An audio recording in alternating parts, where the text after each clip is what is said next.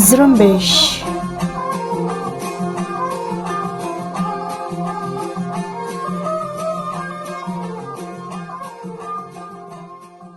یہ ریڈیو زرمبش اردو کی آواز ہے۔ آج اتوار 27 جون اور سال 2021 ہے۔ ریڈیو زرمبش کی آج کی نیوز بلیٹن کے ساتھ میں ہوں آپ کا میزبان دوستین مراد بلوچ۔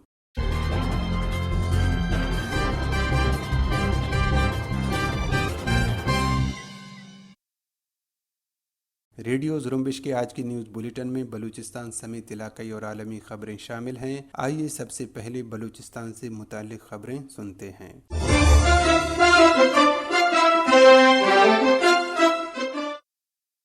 بلوچستان کے سرحدی علاقے شیراز میں سلات کو کے مقام پر بلوچ سرمچاروں اور قابض پاکستانی فوج کے درمیان ایک جھڑپ میں قابض پاکستانی فوج کو بھاری جانی اور مالی نقصان کا سامنا کرنا پڑا ہے۔ یہ جھڑپ ہفتے کی صبح سرحدی باڑ کی حفاظت پر مامور قابض اہلکاروں اور بلوچ سرمچاروں کے درمیان اس وقت ہوا جب بلوچ سرمچار دشمن فوج کے اہلکاروں پر حملہ آور ہوئے، جس پر دو طرفہ فائرنگ کا تبادلہ ہوا۔ اسی طرح جمعرات کو کیچ کے مرکزی شہر تربت میں نامعلوم افراد نے ایف سی پر دستی بم سے حملہ کیا۔ ہمارے نامہ نگار کے مطابق حملہ تربت کے علاقے پارک ہوٹل کے قریب قائم ایف سی چوکی پر کیا گیا۔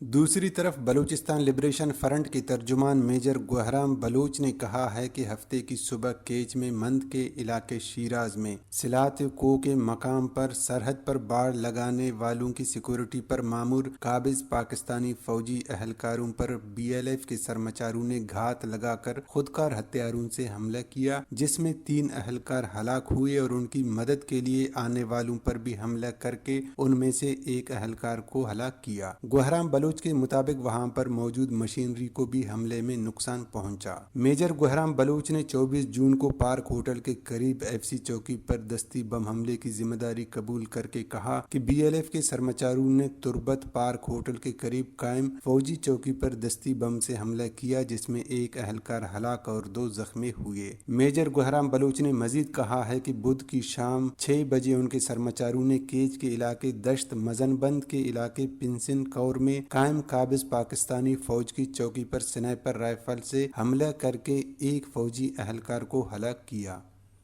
بلوچ لبریشن آرمی کے ترجمان جی این بلوچ نے اپنے ایک بیان میں کہا ہے کہ بی ایل اے کے سرمچاروں نے جمعرات کے روز بولان کے علاقے سانگان میں دربی کے مقام پر گاڑی میں سوار قابض پاکستانی فوج کے اہلکاروں پر گھات لگا کر حملہ کیا، جس میں گاڑی میں سوار دشمن فوج کے تمام 5 اہلکار نائک نادر، حوالدار ظفر، بشیر ہدایت اور سپاہی نور اللہ موقع پر ہلاک ہو گئے، جبکہ گاڑی کو شدید نقصان پہنچا۔ جی این بلوچ کے مطابق حملے کے بعد بلوچ سرمچار اپنے محفوظ پناہ گاہوں تک پہنچنے میں کامیاب ہو گئے۔ واضح رہے جمعرات کو سانگان میں قابض پاکستانی فوج پر شدید حملہ ہوا تھا، جس کی تصدیق پاکستانی فوج اور کوئٹہ میں مقیم اردو نیوز سے وابستہ صحافی زین خان نے کی تھی اور کہا تھا کہ سانگان میں مسلح افراد نے ایف سی بلوچستان کے 150 ونگ پر حملے میں 5 اہلکاروں کو ہلاک کیا ہے۔ جمعہ کے روز پاکستان کے کرایہ کے قاتلوں نے مغربی بلوچستان کے شہر پشین میں ایک بلوچ جوہدکار کو فائرنگ کر کے شہید کر دیا ہے۔ حملے میں ان کی بیوی بھی زخمی ہوئی ہے۔ شہید کیے جانے والے جوہدکار کی شناخت ایوب عرف ناکو شریف کے نام سے ہوئی ہے۔ اطلاعات کے مطابق جمعہ کے روز وہ اپنی بیوی بچوں کے ساتھ غریب آباد پشین میں واقع اپنے گھر لوٹ رہے تھے کہ انہیں پیٹرول پمپ کے قریب نشانہ بنایا گیا، جس میں وہ پہلے زخمی ہوئے اور بعد میں زخموں کی تاب نہ لاتے ہوئے شہید ہوئے۔ ایوب کیچ کے علاقے تمپ ملانٹ کے رہائشی تھے۔ پنجگور کے علاقے تسب سے مسلح افراد نے ایک شخص کو اغوا کر لیا ہے، جس کی شناخت عامر داد کے نام سے ہوئی ہے۔ اطلاعات کے مطابق 24 جون کو عامر داد اپنے علاقے میں ایک دکان کے سامنے دوستوں کے ساتھ بیٹھا ہوا تھا کہ رات کے 10 بجے گاڑی پر سوار مسلح افراد نے انہیں اغوا کر لیا۔ عامر داد کے بارے میں بتایا جاتا ہے کہ وہ ایک مزدور ہے اور بلاک ورکس میں کام کرتے ہیں۔ ان کے اہل خانہ کے مطابق ان کی یا ہمارے خاندان کی کسی سے کوئی عداوت نہیں، جس کی بنیاد پر سوچا جا سکے کہ انہیں کسی نے ذاتی دشمنی کی بنیاد پر اغوا کیا ہے۔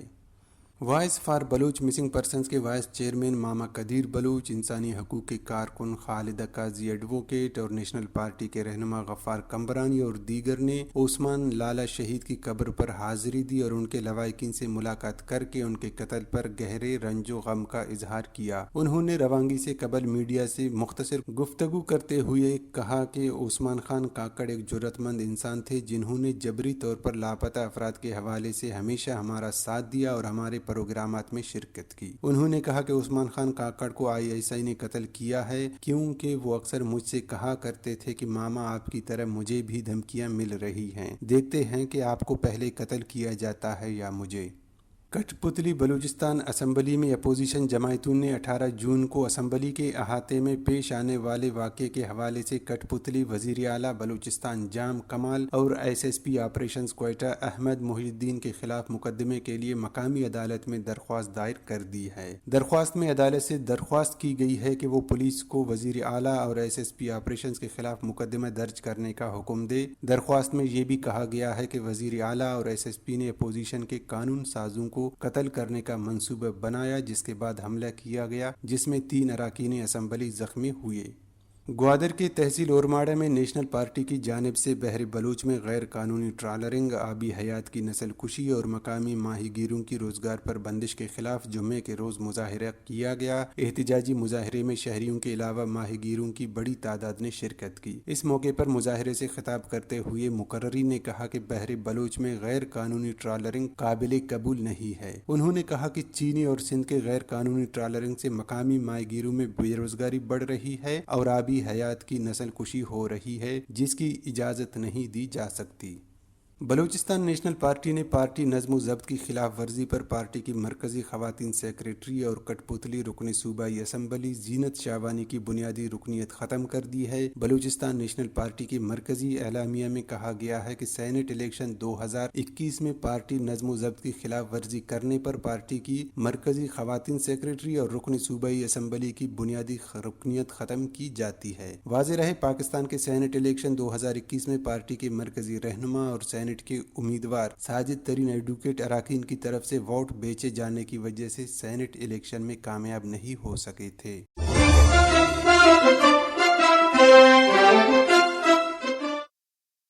یہ تھیں بلوچستان سے متعلق خبریں۔ اب علاقائی اور عالمی خبریں پیش کریں گے خلیل بلوچ۔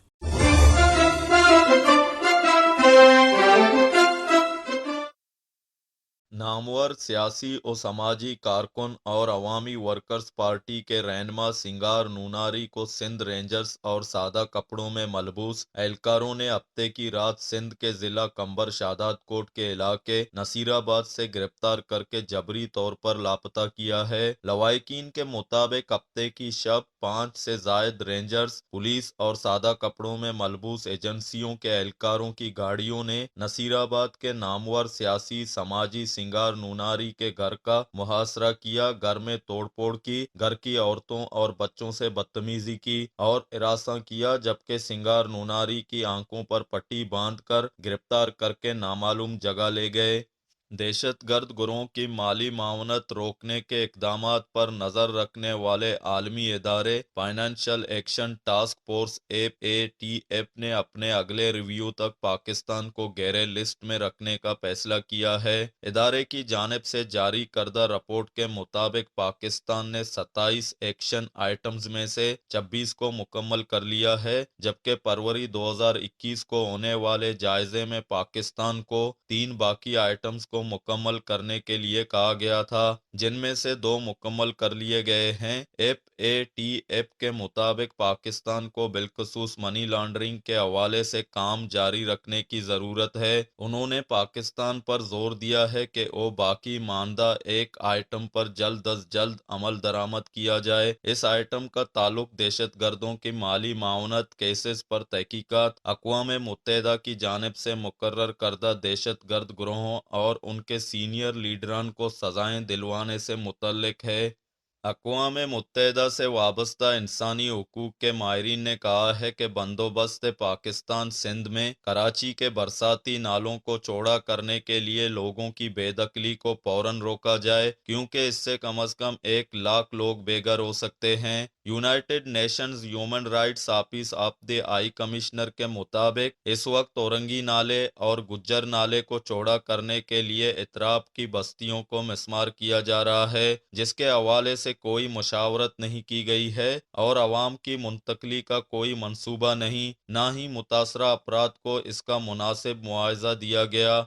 पाकिस्तान की वजारत इंफॉर्मेशन टेक्नोलॉजी ने ऑनलाइन गैरकानूनी मवाद को ब्लॉक करने या हटाने के हवाले से कवायद का इब्तदाई मसवदा तैयार कर लिया है, जिसमें मजीद बेहतरी के लिए स्टेक होल्डर से तजावीज़ भी मांग ली गई हैं। इब्तदाई मसवदे के मुताबिक किसी भी गैर कानूनी मवाद के बारे में शिकायत दर्ज कराने का इख्तियार आम फर्द, वजारतों और उनके मुतल्लिका इदारे, कानून नाफिज करने वाले इदारों, इंटेलिजेंस एजेंसियों या हुकूमत की मिल्कियत कंपनी के पास होगा। अथॉरिटी के जानिब से इकामात के बावजूद गैर कानूनी मवाद ब्लॉक या हटाने से इनकार करने वाले वेबसाइट्स या सोशल मीडिया प्लेटफॉर्म को मखसूस अरसे या मुकम्मल तौर पर ब्लॉक करने के अहकामात भी दिए जा सकेंगे।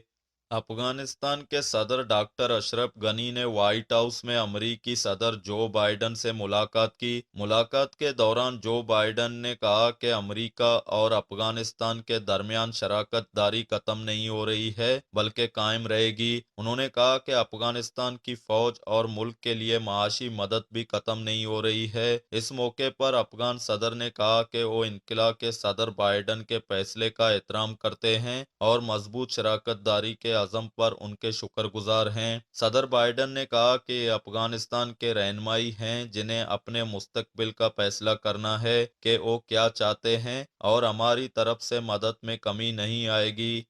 जम्मू कश्मीर की सियासी जमातों के रहनुमाओं ने जुम्मे को इंडिया के वजीर आजम नरेंद्र मोदी से एक तवील मुलाकात के बाद बताया है कि इंडिया के जेर इंतजाम कश्मीर की रियासती हैसियत फौरी तौर पर बहाल नहीं की जाएगी। कश्मीरी रहनुमाओं ने बताया है कि रियासत में पहले असेंबली हलकों की हदबंदी का अमल मुकम्मल किया जाएगा और नई हदबंदी के बाद असेंबली इंतखाबात मुनक्कद कराए जाएंगे, जबकि जम्मू कश्मीर को दोबारा रियासत बनाने के बारे में गौर इंतखाबात के बाद किया जाएगा।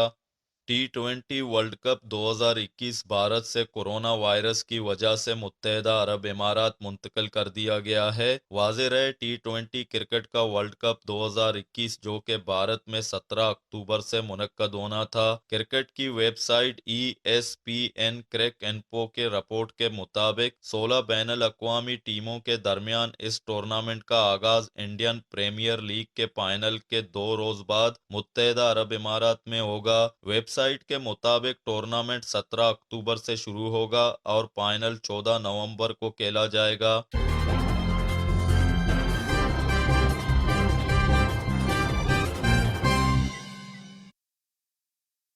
इसी के साथ ही आज के न्यूज़ बुलेटिन का अख्तिताम होता है। दोस्त मुराद बलूच को इजाज़त दीजिए।